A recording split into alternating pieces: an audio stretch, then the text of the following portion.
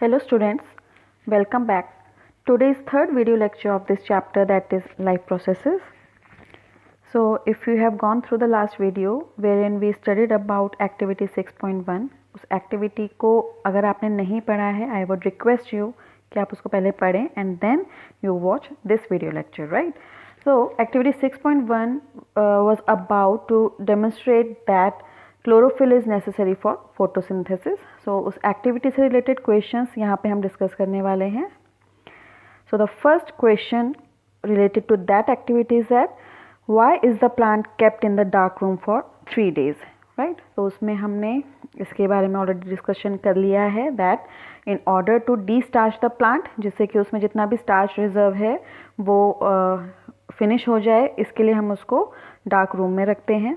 So here this is the answer of this question. The next question is, what is the role of alcohol in this experiment?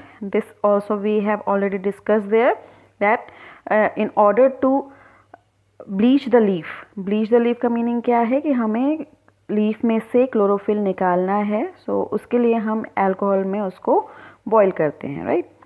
Third question is that why is it important to bleach the leaf? Right. तो पहले के दो questions के answers I have not included in this slide, but इस question का answer ये है. आप देखिए, आपको ये पता है कि हम इसमें स्टार्च टेस्ट करते हैं. स्टार्च टेस्ट पॉजिटिव कब आता है? When the blue black colour is shown. So अगर ब्लू ब्लैक कलर आता है और ऑलरेडी ही लीफ ग्रीन कलर की है, सो ग्रीन के ऊपर अगर ब्लू ब्लैक कलर आएगा, so that will not be very visible to you and you will not be able to distinguish that the blue black color has come. तो अगर आप बहुत क्लियरली देखना चाहते हैं कि ब्लू ब्लैक कलर आया है या नहीं, तो उसके लिए आपको पहले लीफ को कलरलेस बनाना होगा. सो why is it important to bleach the leaf? Here is the answer. Bleaching the leaf refers to removing chlorophyll from it. It is necessary to remove green color from the leaf so that it does not interfere with the starch test. तो अगर वो interfere नहीं करेगा starch test से, so you will be very easily able to see कि उसमें blue black colour आया है या नहीं आया है, right. So this is a very important question. Moving on to the next question. ये एक ही क्वेश्चन को दो अलग अलग तरीके से यहाँ पे लिखा गया है. So the question is, why is the beaker containing alcohol not kept directly over flame, या फिर Why is the alcohol containing beaker placed in water bath? ठीक है, तो आप दोनों ही क्वेश्चन का जो आंसर है वो सेम है. तो ये किसी भी लैंग्वेज में अगर क्वेश्चन आता है, so the answer is that you must be knowing that alcohol is a very flammable. उसको आप फ्लेमेबल बोलें चाहे इनफ्लेमेबल बोलें, both mean the same. So alcohol is a very flammable liquid, and अगर उसका अचानक से टेम्परेचर बढ़ जाता है, ठीक है, तो वो बॉयल होना अगर स्टार्ट हो जाता है, तो क्या होता है उसकी वजह से, that it may catch fire and कुछ भी कॉजैलिटी हो सकती है whoever is handling the alcohol. So ये एक्टिविटी में हमने जो अल्कोहल को रखा था, इफ़ यू रिमेंबर, कि हमने उसको इनडायरेक्ट हीटिंग दी थी with the water bath, right. So the answer to this question is, alcohol is highly inflammable in nature. If placed directly over flame it will catch fire. Hence it is indirectly heated by placing in water bath. तो उसको हम क्या करते हैं, उसको water bath में रखते हैं एंड देन उसको हम इनडायरेक्टली हीट करते हैं, right. The next question is, what change do you observe in the colour of leaf and that of the alcohol when leaf is boiled in the latter. That means इसमें एक ही question में दो चीज़ें पूछी हैं कि अगर हम जब लीफ में उसको बॉयल करते हैं तो लीफ का कलर क्या हो जाता है एंड अल्कोहल का कलर क्या हो जाता है. So the answer is very simple. हमने इसमें ब्लीचिंग की है इस वाले स्टेप में. सो लीफ की जब हम ब्लीचिंग कर देते हैं तो लीफ टर्न्स कलरलेस, या फिर हम उसको पेल भी बोलते हैं. एंड अल्कोहल जो कलरलेस होता है, जैसे ही उसमें क्लोरोफिल आएगा it will turn green because chlorophyll is a green coloured pigment. So the answer to this question is, leaf becomes pale और colourless and alcohol turns green, right. The next question is, why is it important to place the bleached leaf in water? इसका भी answer we have already seen. उस activity जब हमने पढ़ी थी वाली activity, उसमें इसका आंसर आपको मैं ऑलरेडी बता चुकी हूँ. So the answer is, placing the leaf in alcohol makes it hard and brittle that is susceptible to be broken. इस लाइन का मतलब क्या है कि जब भी हम अल्कोहल में रखते हैं लीफ को तो वो बहुत ही हार्ड एंड ब्रिटल हो जाती है. So when you handle it, तो हैंडलिंग के टाइम पे हो सकता है दैट वो क्रश हो जाए एंड आप स्टार्चेस करना चाह रहे हैं बट ऑलरेडी लीफ क्रश हो चुकी है. So that is not good. तो इसलिए हमें क्या करना होता है, we first make it soft और फ्लैक्सिड. तो placing the leaf in water makes it flaccid और सॉफ्ट. ठीक है, तो सॉफ्ट बनाएंगे पहले हम लीफ को and then we will perform starch test. So this is everything about this activity. Moving on to the next activity, that is activity 6.2. The aim of this activity is to demonstrate that carbon dioxide is necessary for photosynthesis. Now you already know that for photosynthesis plant requires 4 things. The two raw materials that are required by the plants are carbon dioxide and water, while the conditions necessary for photosynthesis are sunlight and chlorophyll. That means कि 4 चीज़ें चाहिए plant को, CO2, H2O, sunlight and chlorophyll. Chlorophyll is necessary, ये हम इससे पिछली वाली activity में पढ़ चुके हैं. In this activity we will see that carbon dioxide is necessary for photosynthesis. Fine. So procedure इसके बारे में पढ़ लेते हैं. इस एक्टिविटी में प्रोसीजर क्या है. प्रोसीजर है, we will take 2 same sized healthy potted plants. ठीक है, एक ही वैरायटी के आप 2 पॉटेड प्लांट्स लेंगे जो कि ऑलमोस्ट सेम साइज के होने चाहिए एंड हेल्दी होने चाहिए. ठीक है, and then mark them as A and B. इन दोनों प्लांट्स को you will keep in a dark room for 3 days. You already know कि हम उसको डार्क रूम में क्यों रखते हैं, to destarch the plant. इसकी नेक्स्ट जो स्टेप है that is we will place each plant on separate glass plate. ये कब है, आफ्टर 3 days जब हम उसको डार्क रूम में रख चुके हैं प्लांट को, उसके बाद जब हम उसको बाहर निकालेंगे तो दोनों पॉटेड प्लांट्स को हम सेपरेट ग्लास प्लेट्स में रखेंगे. राइट, ग्लास प्लेट में रखने के बाद हम क्या करेंगे, we will place a watch glass containing potassium hydroxide with plant ए.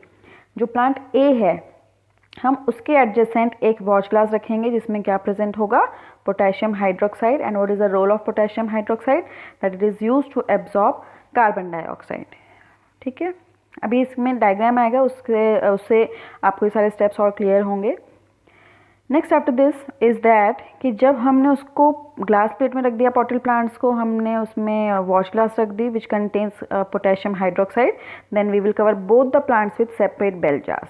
ठीक है, सो आई नो कि आपको ये तीनों स्टेप्स समझ में नहीं आए हैं. So first look at this picture carefully and then फिर से आप ये तीनों के तीनों स्टेप्स पढ़िए. सो इस इमेज को देखिए, इसमें क्या किया है, हमने दोनों प्लांट को ग्लास प्लेट में रखा है. देन प्लांट ए के साथ हमने रखा है वॉच ग्लास जिसमें कि पोटेशियम हाइड्रोक्साइड है, उसका बता दिया मैंने आपको रोल क्या है. एंड देन हमने उसको ऐसे बेल जार इसको हम बोलते हैं, इससे हमने उसे कवर कर दिया. ट्रांसपेरेंट होता है दिखने में. सॉरी. सो बेल जार जो है, जब हमने इसको कवर कर दिया उसके बाद हम क्या करेंगे, then we will use vaseline to seal the jars with plates. ठीक है, जैसे जो हमने नीचे प्लेट रखी थी एंड ऊपर से बेल जार रखा था, उनके बीच में एयर गैप नहीं होना चाहिए. If there is any gap in between the jar and the plate तो कार्बन डाइऑक्साइड बाहर से अंदर आ सकती है. ठीक है, सो हमें इस सेटअप को एयर टाइट बनाना है. देन इन दोनों प्लांट्स को हम सनलाइट में रखेंगे for about 2 hours. Okay, so keep the plants in sunlight for about 2 hours. And हम क्यों रख रहे हैं उसको सनलाइट में, because we want them to photosynthesize. ठीक है, तो फोटोसिंथेसिस वो दोनों में हम होने देंगे. And then after 2 hours we'll pluck a leaf from each plant and then we'll repeat the steps written under activity 6.1. So जब हमने लीफ को प्लग किया, उस एक्टिविटी को अगर आप देखें, अगर आपने नोट्स बनाए हैं, सो जब हमने प्लग किया था लीफ को उसके बाद हम उसको ट्रेस करते हैं. But in this activity we will not be tracing the leaf, because हमने ट्रेस क्यों किया था, we want to note down कि कहाँ पे ग्रीन कलर है, कहाँ पे नॉन ग्रीन कलर है. बट इसमें तो पूरी लीफ जो है वो ग्रीन कलर की है. So we do not need that step, क्योंकि हमें नहीं देखना है कि ग्रीन कहाँ पे, येलो कहाँ पे. हमने इसमें वेरीगेटेड लीफ नहीं ली है, हम नॉर्मल प्लांट लिया है जिसमें कि पूरी जो लीव्स हैं वो ग्रीन कलर की होती हैं. तो आफ्टर प्लकिंग द लीफ, हम ये वाला स्टेप नहीं करेंगे ट्रेसिंग वाला, अदरवाइज उसके बाद के जितने भी स्टेप्स हैं वो कॉमन है दोनों में. What are the steps? We will pluck the leaf, then हम उसको बॉइलिंग वाटर में डालेंगे, देन हम उसे अल्कोहल में डालेंगे, उस अल्कोहल वाले बीकर को हम फिर वाटर बाथ में डालेंगे. वाटर बाथ में डालने के बाद जब उसको हमने अल्कोहल में डाल के वाटर बाथ में डाला, उसके बाद लीफ को बाहर निकाल के एंड देन इस ब्लीच लीफ को हम फिर वाटर में डालते हैं, एंड वाटर में डाल के हम फिर स्टार्च टेस्ट करते हैं. So we'll perform the starch test. Fine. So इसकी ऑब्जर्वेशन क्या है उसको अभी हम देखते हैं, बट अभी तक आपने इतना लॉजिक अप्लाई कर लिया होगा कि ये जो इमेज है इसमें हमने KOH रखा है प्लांट A के साथ. दैट मीन्स कि हम प्लांट A को कार्बन डाइऑक्साइड नहीं देना चाह रहे हैं. सो जितना भी कार्बन डाइऑक्साइड उसके पास अवेलेबल था, जो कि कहाँ पे था, अंदर सेटअप के अंदर बेल जार के अंदर जितने भी एयर है उसमें कार्बन डाइऑक्साइड रहा होगा, तो वो अंदर जितना भी कार्बन डाइऑक्साइड था वो सारा का सारा KOH ने एब्जॉर्ब कर लिया. इसको हमने एयर टाइट कर दिया, मतलब कहीं से भी बाहर से कार्बन डाइऑक्साइड नहीं आ सकती है. दैट मीन्स प्लांट A को हमने बाहर से कार्बन डाइऑक्साइड अवेलेबल नहीं कराई, और जो अंदर भी कार्बन डाइऑक्साइड थी वो भी पोटेशियम हाइड्रोक्साइड ने, KOH ने उसको एब्जॉर्ब कर लिया. दैट मीन्स कि हमने प्लांट A को थोड़ी सी भी कार्बन डाइऑक्साइड नहीं दी.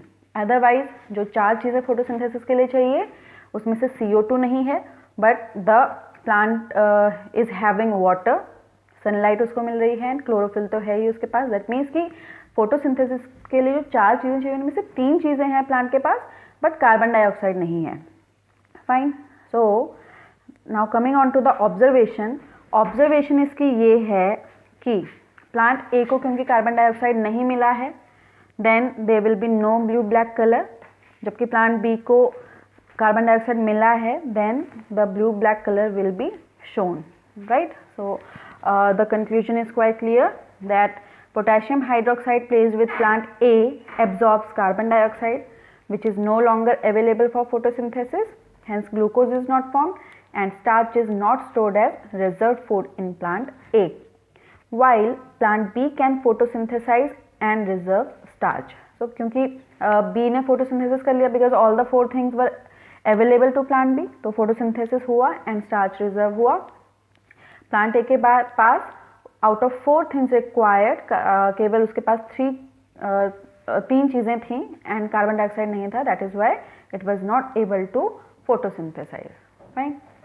Now if you study NCERT very carefully, just after this activity there is one question left for you. That NCERT में क्वेश्चन लिखा है, क्वेश्चन इन द सेंस मतलब टेक्स्ट के विद इन द टेक्स्ट वो लिखा है question, that after performing these 2 activities you will be able to design one more activity जिसमें आप बता सकते हैं that sunlight is necessary for photosynthesis. right. so sunlight is necessary for photosynthesis आपके course में हुआ करता था 4 साल पहले तक, but now that is no longer a part of your syllabus, so we will not study about that activity. ये activity पहले भी नहीं थी NCERT में, but उसको पढ़ाया जाता था, लेकिन अब क्योंकि ये सिलेबस से omit हो चुका है, so we will not be studying the importance of sunlight for photosynthesis. ठीक है. Now coming on to the next thing, that is raw materials required by autotrophs. Now when we read this sentence, we think कि autotrophs को केवल CO2, H2O, sunlight and chlorophyll चाहिए होता होगा, but ऐसा नहीं है. In order to maintain their body, in order to perform various functions, उनको वाटर एंड कार्बन डाइऑक्साइड के अलावा भी कुछ चीज़ें चाहिए होती हैं, raw materials. So the plants require raw materials for building their body. And ये रॉ मटेरियल्स क्या क्या हैं? The first raw material is water, that the plants absorb water from soil by roots. And when we say roots तो हम terrestrial plants की बात कर रहे हैं. राइट. तो आपने थैलोफाइटा एंड ब्रायोफाइटा जो 9th क्लास में पढ़ा था, यू ऑलरेडी नो कि उनके पास रूट्स नहीं होती हैं. दे आर जैसे थैलोफाइटा जो है वो तो प्योरली एक्वेटिक होते हैं, जबकि ब्रायोफाइटा मॉइस्ट प्लेसेस में पाए जाते हैं, बट दोनों के पास ही रूट्स नहीं होते हैं. So when we are using the term roots, that means कि हम टेरेस्ट्रियल प्लांट्स की बात कर रहे हैं. Carbon dioxide, you already know कि कार्बन डाइऑक्साइड एयर में प्रेजेंट होता है and it enters the plant through stomata. So these are the 2 raw materials that are required for photosynthesis. But apart from photosynthesis, plants also require nitrogen, phosphorus, potassium, iron, magnesium, and ये सारे के सारे कहाँ present होते हैं? Soil में। तो ये जितने भी हमने अभी सी वाले पार्ट में देखे हैं रॉ मटेरियल्स, उनमें इन सब चीज़ों की क्या ज़रूरत है प्लांट्स को, वो हम पढ़ने जा रहे हैं स्लाइड में। So nitrogen, you already know nitrogen exists in the form of a diatomic gas, right? So gas होती है, एक मॉलिक्यूल होता है N2। तो ये गैसियस फॉर्म में या मॉलिक्यूलर फॉर्म में प्लांट को नहीं चाहिए होता। तो क्या होता है कि नाइट्रोजन फिक्सेशन के through first this atmospheric nitrogen is converted into nitrates and nitrites. तो नाइट्रोजन कहाँ पे था? एयर में। नाइट्रेट्स एंड नाइट्राइट्स आ गए सॉइल में। Now when they are fixed, when this nitrogen is fixed, nitrogen fixation हम इसको बोलते हैं। so when nitrogen is fixed and is converted into nitrates and nitrites, then soil में से plants इनको absorb करते हैं, and absorb करने के बाद क्या करेंगे plants इनको they use for synthesizing proteins। तो जो plants में जितना भी प्रोटीन कंटेंट होता है उसका एक बहुत इंपॉर्टेंट एलिमेंट होता है, that is nitrogen. Fine. Next is phosphorus, that is required for general growth and development of the plant. Potassium जो है वो ions की फॉर्म में होता है and it regulates opening and closing of stomata. So for this thing, for opening and closing of stomata, potassium is required. Iron is necessary for synthesis of chlorophyll, while this magnesium is a component of chlorophyll. When we say component chlorophyll, मतलब chlorophyll का जो structure है उसमें you will see that magnesium is the central atom there. So chlorophyll जो है उसमें magnesium is a very important component. So होता क्या है कि अगर मान लीजिए there is deficiency of magnesium in the soil, अगर soil में magnesium नहीं है तो ये magnesium plant के पास available नहीं होगा, and if the magnesium is not available to plants, chlorophyll synthesize नहीं हो पाएगा। So indirectly we can say कि जो मैग्नीशियम है ये इनडायरेक्टली फोटोसिंथेसिस में कैसे हेल्प करता है, because it is a component of chlorophyll, and जब तक क्लोरोफिल नहीं बनेगा तो फोटोसिंथेसिस नहीं होगी, राइट। बट कभी भी आपसे पूछा जाएगा what are the raw materials for photosynthesis, you will write only carbon dioxide and water. Now there are two questions related to autotrophic nutrition in your NCERT exercises. So the first question is very simple question. The autotrophic mode of nutrition requires, you can read these options and you can very easily answer कि इसका answer क्या होना चाहिए, D, all of the above, right? Next question is, please read this question very carefully. ये question में लिखा है what are the necessary conditions for autotrophic nutrition, and दूसरा इसका पार्ट लिखा है and what are its byproducts. Fine. तो हम एंड से पहले वाला क्वेश्चन अगर पढ़ें, what are the necessary conditions for autotrophic nutrition, in many of the books you will find कि नेसेसरी कंडीशंस में they write all the four things. All the four things मतलब CO2, H2O, sunlight and chlorophyll, but ऐसा नहीं है। CO2 and H2O are the raw materials. The conditions necessary for nutrition, condition मतलब reaction condition से, ये इनका मतलब है कंडीशन से रिएक्शन कंडीशन। तो आपने केमिस्ट्री के चैप्टर 1 में पढ़ा होगा रिएक्शन कंडीशन क्या होती हैं, जो एरो के ऊपर हम लिखते हैं। तो फोटोसिंथेसिस में हम क्या लिखते हैं, sunlight and chlorophyll are the reaction conditions, right. तो what are the necessary conditions, necessary conditions are sunlight and chlorophyll. And इस क्वेश्चन का सेकंड पार्ट है what are its by products. By products का मतलब क्या होता है, किसी भी रिएक्शन में मेन प्रोडक्ट के अलावा जितने भी होते हैं products, all of them are called as the by products. So by products इसमें क्या होंगे, if you know the balance chemical equation of photosynthesis, then आपको पता है उसमें कि प्रोडक्ट्स 3 होते हैं, carbohydrate, water and oxygen. So carbohydrate मतलब जो ग्लूकोज है that is the main product, उसके अलावा बाकी 2 बचे oxygen and water, they are the by products of photosynthesis, right. So this is the answer of this question. So with this we have finished autotrophic nutrition. Now if you remember heterotrophic nutrition में हमने पढ़ा था, इसके further 3 types हैं, saprophytic, parasitic, holozoic nutrition.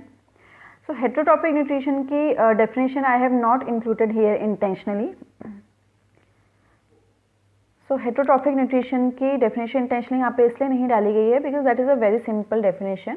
So if you want to write the definition, it is heterotrophic nutrition का मतलब क्या है? It is a mode of nutrition in which the organism obtains its food from another organism. Fine. So heterotrophic nutrition जो perform करता है ऐसे organisms को हम बोलते हैं हेटरोट्रॉफ्स. सो ऑटोट्रॉफ्स वो जो ऑटोट्रॉफिक न्यूट्रिशन परफॉर्म करेंगे, हेटरोट्रॉफ्स वो जो कि हेटरोट्रॉफिक न्यूट्रिशन परफॉर्म करेंगे. सो इसके जो फर्दर 3 टाइप्स हैं वो हैं saprophytic nutrition, parasitic nutrition and holozoic nutrition. In this video lecture we will cover just saprophytic nutrition and parasitic nutrition. Next video lecture is related to the holozoic nutrition, right? So heterotrophic nutrition में सबसे पहले हम पढ़ेंगे about saprophytic. So let's study about saprophytic nutrition. Saprophytic nutrition में अगर हम saprophytic term को split करें, that comes as saprose मतलब rotten and phytic मतलब होता है plants. ठीक है, तो saprose का मतलब होता है rotten. This saprophytic nutrition is also called as saprotrophic nutrition. So sometimes saprophytic देखेंगे आप word, कभी कभी आप saprotrophic nutrition देखेंगे. The definition of this term is that it is a mode of heterotrophic nutrition in which the organism feeds on dead and decaying organic matter. Right? Examples देखें अगर हम तो जो fungi होते हैं like bread molds, yeast and mushrooms, all these are the different examples of saprophytes या फिर saprotrophs. And ये जो तीनों एग्जाम्पल्स यहाँ लिए हैं, ये नीचे जो इमेजेस बनी हैं, first image is that of a bread mould. Bread के ऊपर जो ब्लैक कलर का है वो ब्रेड मोल्ड है, बट इसको अगर आप माइक्रोस्कोप से के थ्रू देखें with the help of microscope, if you look at the structure of bread mould, it look something like this. ये जो ग्रीन कलर का प्लेट के ऊपर दिखा रहे हैं आपको, this is the structure of a bread mould. Second after this second image जो है ओवल शेप की, that is the structure of yeast. Yeast is a unicellular organism, तो ये यीस्ट का स्ट्रक्चर है. एंड द थर्ड वन, ये तो आप सबको पता है, दिस इज अ मशरूम. तो ये सारे के सारे फंजाई होते हैं which are the saprophytes and they obtain their nutrition from dead and decaying organic matter. Right now, one very important note that you will see in this slide is that कभी भी आपसे पूछा जाएगा कि saprophytic nutrition या फिर सैप्रोट्रॉफिक nutrition and holozoic nutrition में क्या डिफरेंस है, तो बहुत इंपॉर्टेंट डिफरेंस है इनका. फॉर एग्जांपल होलोजोइक न्यूट्रिशन जो हम पढ़ने वाले हैं उसमें ह्यूमंस आते हैं. हम ह्यूमंस जो हैं वो होलोजोइक न्यूट्रिशन परफॉर्म करते हैं. एंड होलोजोइक न्यूट्रिशन में क्या होता है, जैसे आप लोग खुद ही देखिए, हम पहले फूड इंजेस्ट करते हैं. इंजेस्ट मतलब हम first we intake food intake होता है पहले एंड देन डाइजेशन होता है. डाइजेशन मैं आपको पहले भी बता चुकी हूँ. डाइजेशन क्या होता है? व्हेन द कॉम्प्लेक्स और large molecules get broken down into smaller molecules, उसको हम डाइजेशन कहते हैं. तो हम क्या करते हैं, हम पहले फूड इनटेक करते हैं एंड उसके बाद डाइजेशन हमारी बॉडी में होता है. बट इन केस ऑफ सैप्रोट्रॉफ्स या सैप्रोफाइट्स, इनमें डाइजेशन बाहर होता है, बॉडी के बाहर. First they will digest the food and they will then absorb it. So this is a very important note here that these organisms break down the food material outside the body and then absorb it, which means that the digestion takes place outside the body with help of digestive enzymes, after which the digested food is absorbed. Right? So ये बहुत important difference है saprophytic and holozoic nutrition में. Please remember this. And digestion आपको पहले ही बताया था कि meaning of digestion क्या होता है. It is a breakdown of complex molecules into small molecules. So don't write the meaning of digestion here because हमें ये होलोजोइक न्यूट्रिशन में पढ़ना ही है. So you can just remember it for the time being. हम proper definition इसकी holozoic nutrition में पढ़ेंगे. Now coming on to the second type of heterotrophic nutrition, that is parasitic nutrition.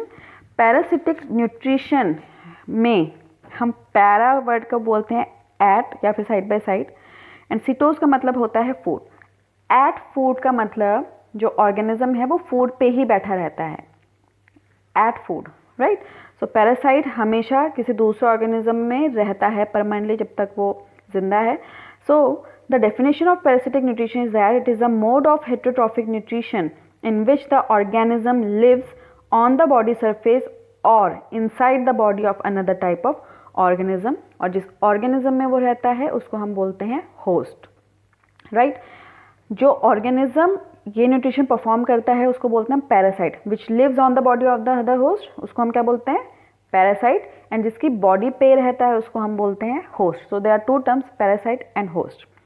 If in the definition you don't write the term host, तो आपको उस definition में marks नहीं मिलेंगे। सो host is a very important term to remember here.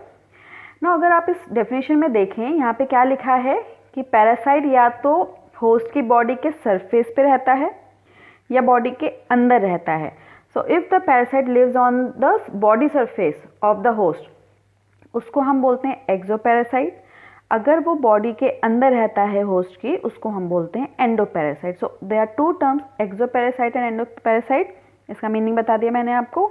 एक्सोपैरासाइट मतलब जो body के सरफेस पे रहेगा, एंडोपैरासाइट का मतलब जो बॉडी के अंदर रहेगा होस्ट के। Fine, not a very necessary point, but it reads like this: the parasite obtains nutrition directly from the body of the host. वो body के host से directly ही nutrition obtain करता है। And here are the examples of parasitic nutrition, that is Cuscuta या फिर अमरबेल। This is a plant, आप देख सकते हैं नीचे डायग्राम में। Cuscuta या फिर अमरबेल जो है ये क्या होता है, this is a plant, parasitic plant। इसका एक और नाम होता है डॉडर प्लांट। तो आप कस्क्यूटा अमरबेल के अलावा क्या नाम लिख सकते हैं इसका, DODDER, डॉडर प्लांट। तो कस्क्यूटा हो गया या फिर हिंदी में अमरबेल, ठीक है, इमेज में है। टिक्स आप सबको पता है, जनरली पेट डॉग्स तो नहीं, बट जो स्ट्रे डॉग्स होते हैं उनकी बॉडी पे जो इंसेक्ट्स होते हैं उनको हम टिक्स बोलते हैं, राइट। लाइस प्लूरल है, सिंगल इज लाउस। तो लाउज या फिर लाइस जो होते हैं, ये हिंदी में उसको जू बोलते हैं, ठीक है। उसका तो मैंने यहाँ पे नहीं दिया है image, but you already know कि लाइस क्या होते हैं। लीचेस, नीचे ब्लैक कलर का जो ऑर्गेनिज्म है दैट इज़ अ लीच। इसका हिंदी में इसको हम बोलते हैं जोंक। सो लीच के बारे में आप सबको पता होगा, that is a blood sucker. So this is a parasite. And the last one is tapeworm. Tapeworm is also a parasite जो कि हमारी बॉडी में रहता है। कौन से पार्ट में, इंटेस्टाइन में। This is an intestinal parasite. So we can say कि एंडोपैरासाइट है ये tapeworm. So here are some examples of the parasites that you should know कि ये पैरासाइट्स जो हैं ये दूसरे ऑर्गेनिज्म पे रहते हैं परमानेंट एसोसिएशन में, एंड उस ऑर्गेनिज्म का नाम होता है होस्ट। सो हमने इस वीडियो लेक्चर में ऑटोट्रॉफिक न्यूट्रिशन फिनिश किया है, and we have started about the heterotrophic nutrition, जिसमें हमने saprophytic nutrition and parasitic nutrition cover किया है। In the next video lecture we will be studying about holozoic nutrition, किस किस में होता है बहुत सारी चीज़ें, and that way the whole video lecture will be about holozoic nutrition only. So I am ending this lecture here. Thank you very much.